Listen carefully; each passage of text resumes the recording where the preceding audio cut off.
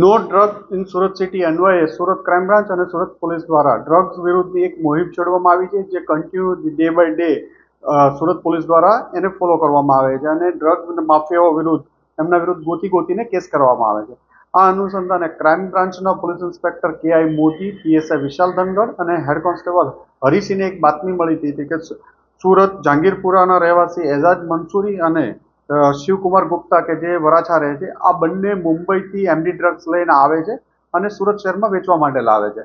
આ બાતમી આધારે સુરત ક્રાઇમ બ્રાન્ચની ટીમ દ્વારા ઉધના રેલવે સ્ટેશનની બહાર એક વોચ ગોઠવવામાં આવી હતી. રેડ ગોળાનું આયોજન કરવામાં હતું. પંચો સાથે વોચમાં હતા. દરમિયાનમાં બંને બાતમીવાળા ઇસમો આવતા એમની પાસેથી 54 ગ્રામ 55 ગ્રામ જેટલું એમડી મળી આવ્યું હતું, જેની અંદાજે કિંમત 5.5 લાખ રૂપિયા જાય છે. આ બંને ધરપકડ કરી અને એમના વિરુદ્ધ ગુનો દાખલ કરી અને આગળની કાર્યવાહી ચાલુ છે.